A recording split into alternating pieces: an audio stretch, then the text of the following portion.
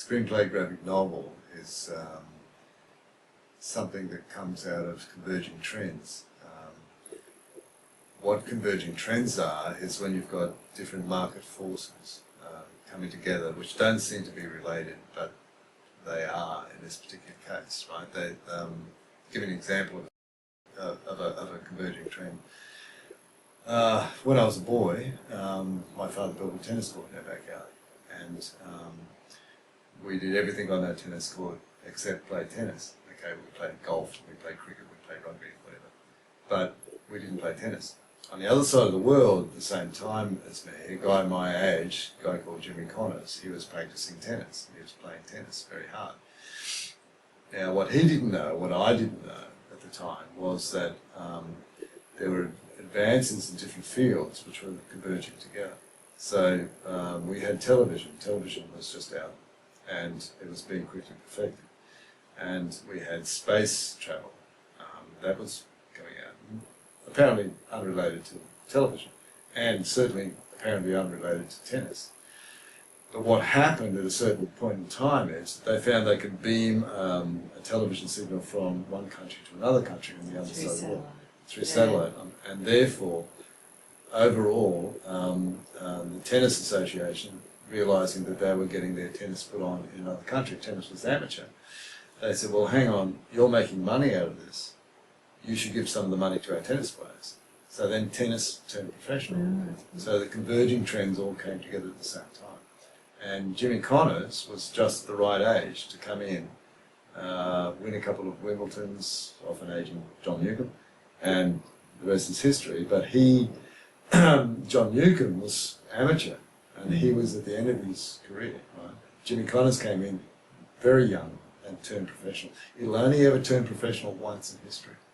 So if you're right, and he was there, Johnny on the spot for that. The same is true of many things, like market forces. The baby boomers produced there were lots of babies after World War II. Kodak, people wanted pictures of their babies. Family photos. Kodak was Johnny on the spot. Heinz Baby Fit was on the spot. Later, when that huge bubble of population went through, McDonald's was there, KFC was there.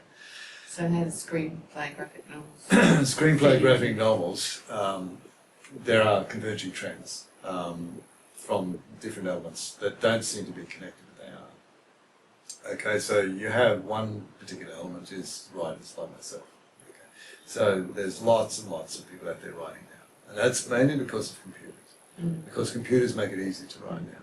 When I started writing, I was thumping on a typewriter. But now that you have computers and software, it's very easy to be a writer. In fact, the #1 hobby in England is writing, novel writing. Okay. So you've got many, many, many people out there writing now. So the hardest thing for a writer to do is to get somebody to look at their work. That's really difficult for them. You've got to climb your way through all the other, and there's a lot of bad writers out there, but they're all vying for attention too. Then some get published. Yes, and a lot of the good publishers, the ones that are good, don't get published. You know.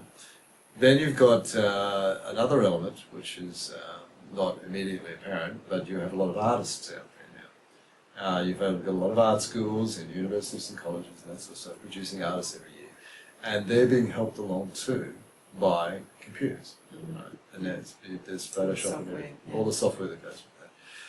So they're in the same boat pretty much as artists. They can't get noticed, right? And they need to get noticed.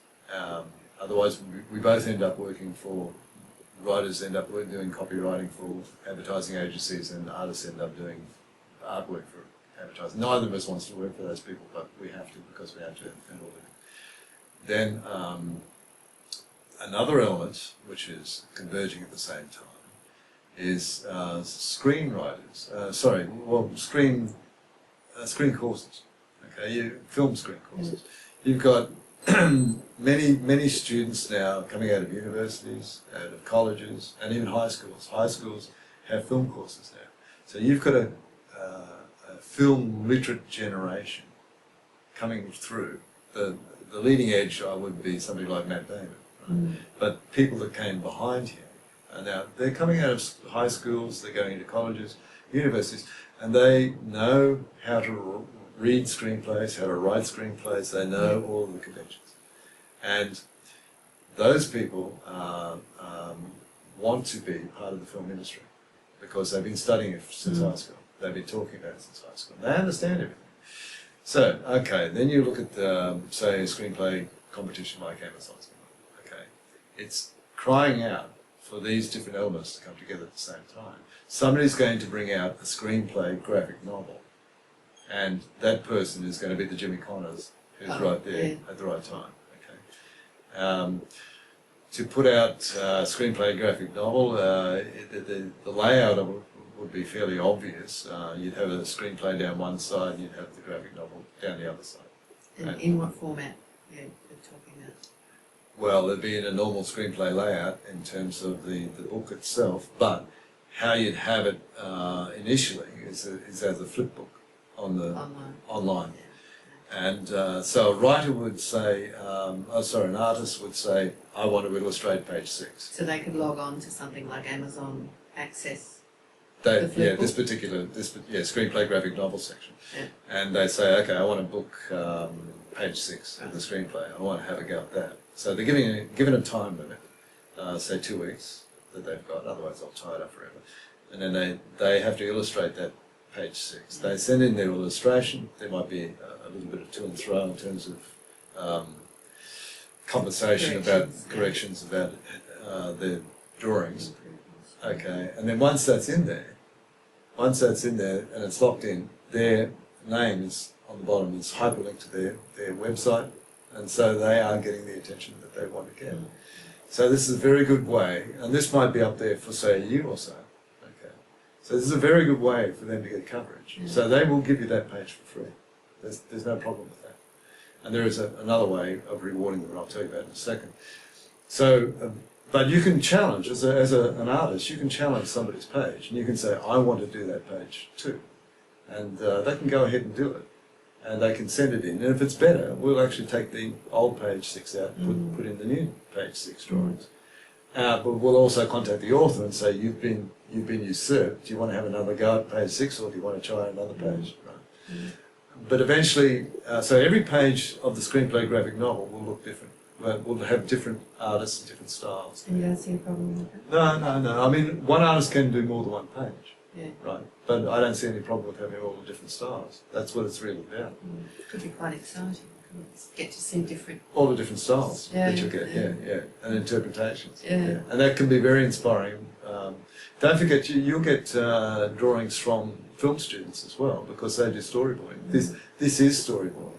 And it's not just students, it would be anybody. Anybody can have a go at it. Yeah, it's not just students. It's not, you don't have to be a student. Anybody can have a go at it. And so let's say the whole thing is completed. The whole screenplay graphic novel is completed.